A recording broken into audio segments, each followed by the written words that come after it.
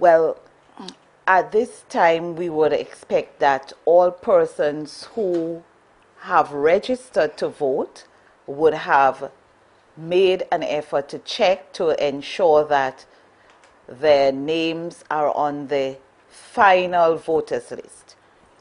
The presiding officer calls the person to the table. The polling station will be set up as such, where you have a table where the presiding officer and the poll clerk will be attending. The ballot box will be on the table. There will be agents in the polling stations representing the political parties. Okay? Once that person gets to the presiding officer, he or she tells the presiding officer the name. There's a voters list, the final voters list will be there. The presiding officer looks on the voters list to ascertain that that person is eligible to vote at that polling station. The presiding officer has to initial the ballot. There's a space there.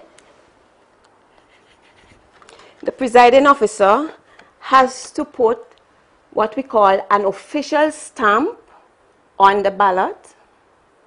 The presiding officer also has to take the voter number from the final list. That voter number will also be on the ID card if the person has the ID card, and put it in the appropriate place on the ballot. Before the voter goes to the voting booth, the presiding officer must explain the ballot to the voter. That is in the Representation of the People Act. It is called Guidance for Voting. Now, in that explanation, the presiding officer tells the voter the names of the persons who are on the ballot, how to put the X, not where, how to mark the X, and how to fold the ballot after the person has finished voting and bringing back the ballot to the presiding officer.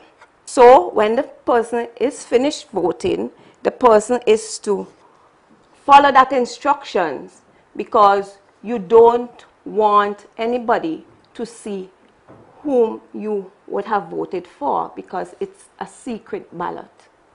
When the voter returns to the presiding officer with the ballot paper, having gone to the area designated for marking the ballots, for casting the ballot, when the individual comes back, then the presiding officer ascertains that this was the ballot paper that was given to the voter.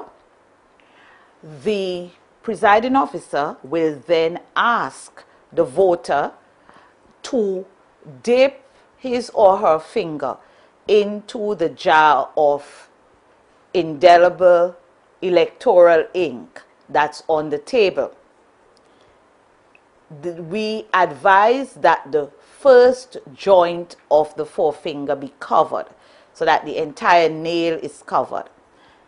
As long as the voter complies with that, then the presiding officer tears off the counterfoil at the top, which will be carrying the voter number, the presiding officer's initials, and the official mark. And the rest of the ballot would then be placed into the box, the ballot box, by the presiding officer. While all of this is being done, the voter is expected to stand there and to see what is being done.